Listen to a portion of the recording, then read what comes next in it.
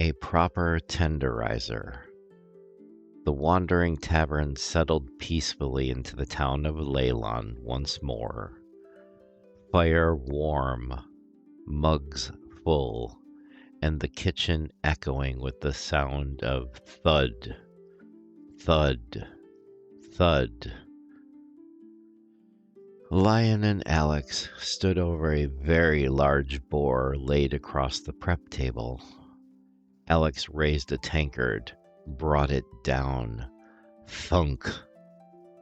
The boar did not appear impressed. Lion squinted. I don't think it's working. Before Alex could reply, a shadow fell across the table. No. They looked up. Findavin Broadshadow stood there, arms crossed, expression grave. No, he repeated. Stop this at once. Alex froze mid-swing. We're tenderizing? Findavin stared at the tankard like it had personally offended his god. That, he said, is not a tenderizer.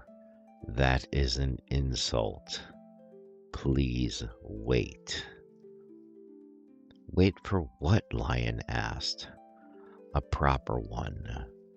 And with that, the minotaur strode out the door. 10 minutes later, the tavern doors opened again.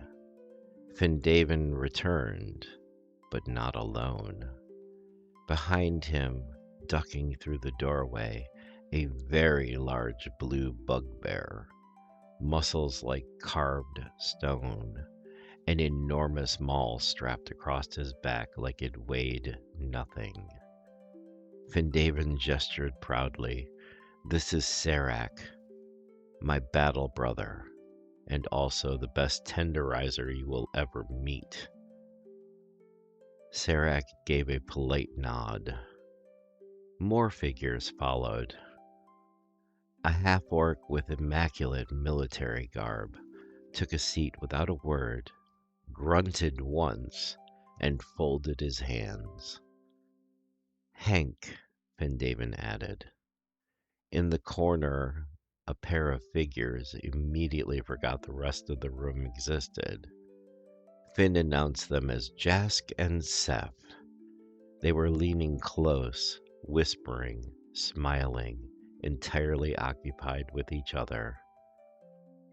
A deep gnome hopped down from the doorway, already poking at things.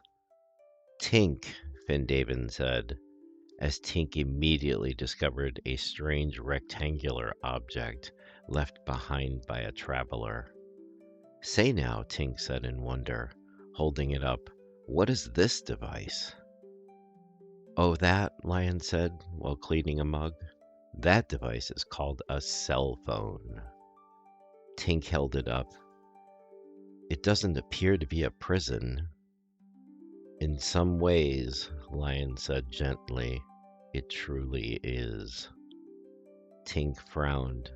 Fascinating. From the kitchen came the sound of one perfect strike. Wham!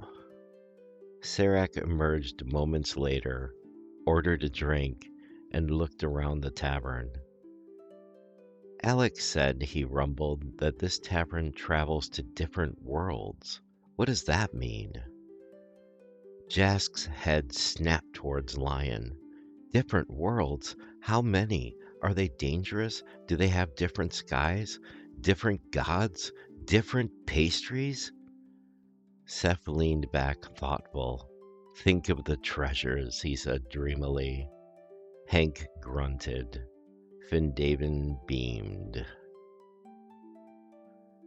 Dinner is served, Findavin announced. He carried out a plate of braised boar, rich and fragrant, flanked by golden potatoes. Lion stopped him gently. Findavin, your friend there, Hank, is he upset? He's done nothing but sit there and grunt. Findavin smiled warmly. Oh, he's having a grand time. Can't you tell? Lion shook his head. No.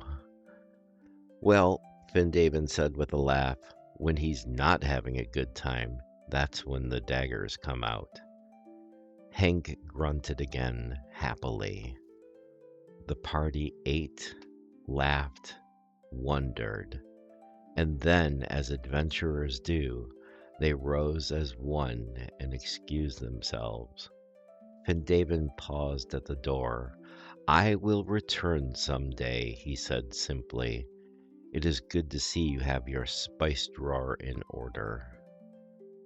And then he left with his friends. Only after they were gone did Lion realize something. An elven rogue sat where none had entered, had spoken not a word, had eaten every bite, and now without sound or farewell, he followed them into the night. Lion blinked. Huh. The fire cracked, the tavern drifted on, and somewhere in Leilon, the boar finally rested, properly tenderized.